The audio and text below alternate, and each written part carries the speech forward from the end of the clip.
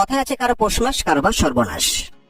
ভারত পাকিস্তান যুদ্ধে তামামে বন্ধ হয়ে গিয়েছিল আইপিএল, তবে যুদ্ধের বন্ধের ঘোষণায় আবারও শুরু হতে যাচ্ছে আইপিএল। যদিও যুদ্ধের কারণেই বলা যায় কপাল খুলে গেল আমাদের মুস্তাফিজুর রহমানের। 2 কোটি রুপিতে ড্রাফটের নাম লেখানো মুস্তাফিজুর রহমানকে এবার দিল্লি ক্যাপিটাল দলে ফেরালো 6 কোটি রুপিতে। আসলে গ্রুপ পর্বে দিল্লির ম্যাচ বাকি আর মাত্র 3টি। প্লে অফে যেতে না পারলে এই 3টি ম্যাচ খেলেই এবার আইপিএল থেকে বিদায় নিতে হবে দিল্লি ক্যাপিটালসকে।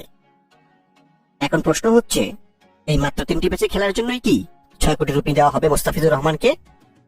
বলা হচ্ছে জ্যাক ফ্রেজার ম্যাকারের পরিবর্তে নেওয়া হয়েছে মুস্তাফিজুর রহমানকে। কিন্তু প্রশ্ন হচ্ছে, জ্যাক ফ্রেজার ম্যাকারকে 9 কোটি রুপিতে রিটেন করেছিল দিল্লি ক্যাপিটালস। তাহলে এখন 11 ম্যাচ খেলে যাওয়া জ্যাক ফ্রেজার পাবেন কত রুপি? সেটা অবশ্য পরিষ্কার করেনি দিল্লির টিম ম্যানেজমেন্ট। যাই হোক, টাকার পরিমাণ যেটাই হোক, শেষ পর্যন্ত আইপিএল ডাক পেয়েছে বাংলাদেশের কোন ক্রিকেটার, সেটাই এখন বড় খবর। তবে বড় প্রশ্ন হচ্ছে, সামনে বাংলাদেশের রয়েছে আরব আমিরাত এবং সম্ভাব্য পাকিস্তান সিরিজ। আবার এই সিরিজের ঘোষিত স্কোরে রাখা হয়েছে মুস্তাফিজুর রহমানকে। তাই এখন দেখার বিষয়, এই সময়ে এসে আইপিএল খেলতে এনওসি দেয় কিনা বাংলাদেশ ক্রিকেট বোর্ড বিসিবি। যদিও কিছুটা মনে হচ্ছে বিসিবির গ্রিন সিগন্যাল পেয়ে হয়তো নিজেদের অফিসিয়াল ফেসবুক পেজে মুস্তাফিজুর রহমানকে দলে নেওয়ার ব্যাপারে চূড়ান্ত ঘোষণা দিয়েছে দিল্লি ক্যাপিটালসের টিম ম্যানেজমেন্ট। এখন কথা হলো, শেষ পর্যন্ত মুস্তাফিজুর রহমান আইপিএলে গেলে শেষ 3 ম্যাচে দিল্লির একাদশে কি দেখা যাবে কাটার মাস্টারকে?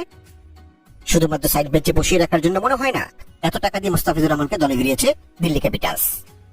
আগামী 18 মে আইপিএল 60তম ম্যাচে গুজরাটের মুখোমুখি হবে দিল্লি ক্যাপিটালস। তো চলুন দেখে নিই এই ম্যাচে কেমন হতে পারে দিল্লির সম্ভাব্য সেরা একাদশ। গুজরাটের বিপক্ষে দিল্লির সম্ভাব্য সেরা একাদশ: number 1 Karun Nair, opening batsman. Number 2 Faf du Plessis, opening batsman. Number 3 Abhishek Porel, one down batsman. Number 4 KL Rahul, wicket keeper and batsman. Number 5 Axar Patel, bowling allrounder and captain. Number 6 Tristan Stubbs, middle order batsman.